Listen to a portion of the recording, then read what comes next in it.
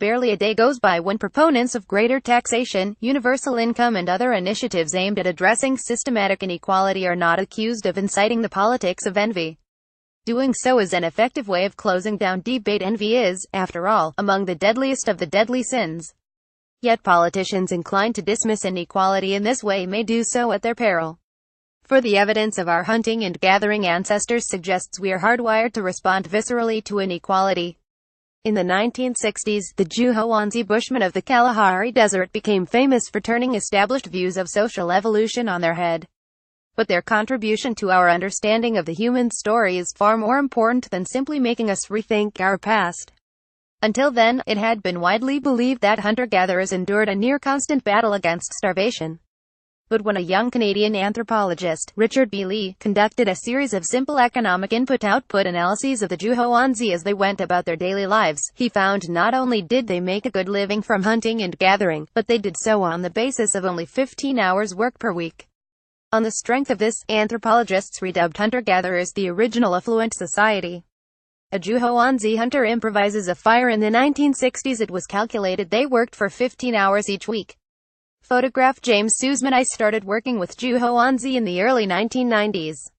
By then, more than a half-century of land dispossession meant that, other than in a few remote areas, they formed a highly marginalized underclass eking out a living on the dismal fringes of an ever-expanding global economy. I have been documenting their often traumatic encounters with modernity ever since.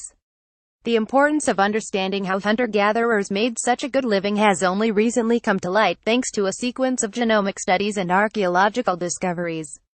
These show that the broader Bushman population referred to collectively as Khoisan are far older than we had ever imagined, and have been hunting and gathering continuously in southern Africa for well over 150,000 years.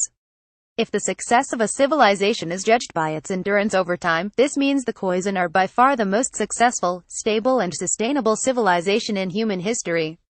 The speed of the Juhoanzi's transformation from an isolated group of hunter-gatherers to a marginalized minority in a rapidly developing nation-state is without parallel in modern history. As bewildering as this process has been for them, it offers a unique, if ephemeral, double perspective of people who are part of a modern globalized economy yet excluded from full participation in it, and who are engaging with modernity with the hands and minds of hunter-gatherers.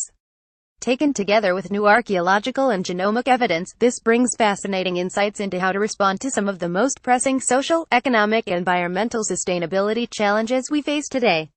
Only in Namibia's Nye area, where the Juhoanzi retain rights to their lands, can they hunt and gather all year round. Photograph James Sussman. Among the most important is the realization that apparently selfish traits such as envy, through which we express our discontent with inequality, was a useful evolutionary characteristic for building the social cohesion that enabled hunter-gatherers such as the Juhoanzi to thrive for as long as they did. In part, the Juhoanzi's affluence was based on their unyielding confidence in the providence of their environments and their skills at exploiting this. Juhoanzi still make use of well over 150 different plant species, and have the knowledge to hunt and trap pretty much any animal they choose to. As a result, they only ever worked to meet their immediate needs, did not store surpluses, and never harvested more than they could eat in the short term. For the Juhoanzi, that fundamental axiom of modern economics, the problem of scarcity, simply did not apply. Where this holds that it is human nature to have infinite wants and limited means, the Juhoanzi had few wants that were simply met. This was possible because, above all, they were, and still are, fiercely egalitarian. They could not abide inequality or showing off, and had no formalized leadership institutions. Men and women enjoyed equal decision-making powers, children played largely non-competitive games in mixed age groups, and the elderly, while treated with great affection, were not afforded any special privileges. This in turn meant that no one bothered to accumulate wealth or influence, and never overexploited their marginal environment. Some Juhoanzi now own horses, making travel to more remote villages much easier. Photograph James Sussman. There is no question this dynamic proved effective. Over and above their extraordinary longevity, genomic evidence reveals that not only were the Khoisan the most populous human population on the planet until a little over 20,000 years ago, they also remain the most genetically diverse. This tells us that over their long history, Khoisan populations have suffered far fewer of the catastrophic population bottlenecks that are the result of famine, war and disease as other human populations elsewhere. Crucially, their success was based not on their ability to expand and grow into new lands or develop new productive technologies, but on the fact they mastered the art of making a good living where they were. It is no coincidence that the continent with the evidence of the longest continuous human habitation is the only place unaffected by the extinction events that put paid 75% of the megafauna species, including mammoths, cave bears and saber-toothed cats, when Homo sapiens expanded into Europe, Asia and the Americas. How did a society like the Zhuoanzi with no formalized leaders maintain this egalitarianism? Their answer is unequivocal. It was not born of the ideological dogmatism we associate with 20th-century Marxism, or the starry-eyed idealism of New Age communalism. Nor was it maintained in spite of self-interest, but rather, because of it.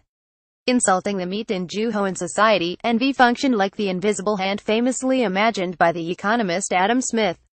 In the case of small-scale hunter-gatherer societies, the sum of individual self-interests ultimately ensured the most equitable distribution of the necessaries of life, and in doing so created the most sustainable economic model in modern Homo sapiens history.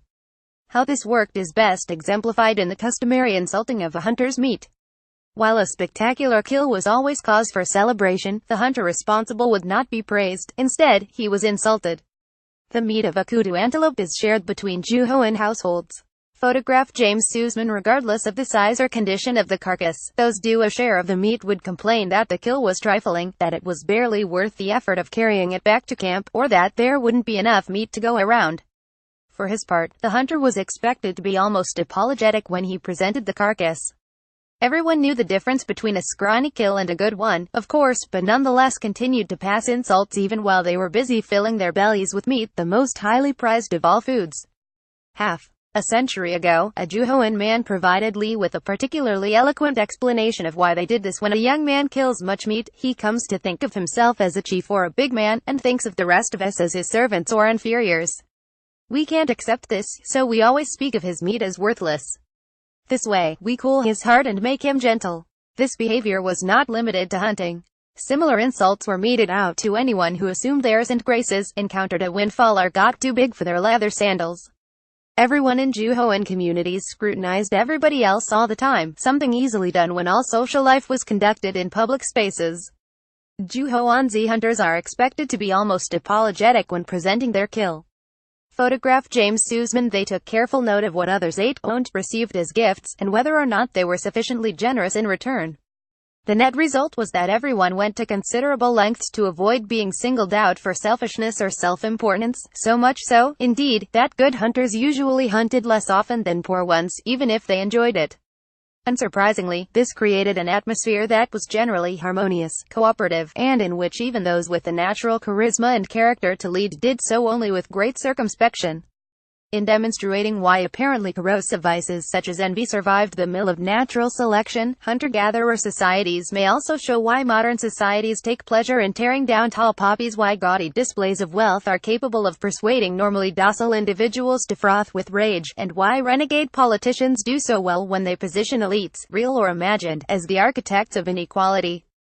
The fact that hunter-gatherers such as the Zhuoanzi enjoyed lives of primitive affluence suggests our current preoccupation with productivity and growth is not an indelible part of our natures, a preoccupation which, as environmental economists constantly remind us, risks cannibalizing our species' future. As much as the Zhuoanzi's fierce egalitarianism served them well for so long, it poses a challenge now.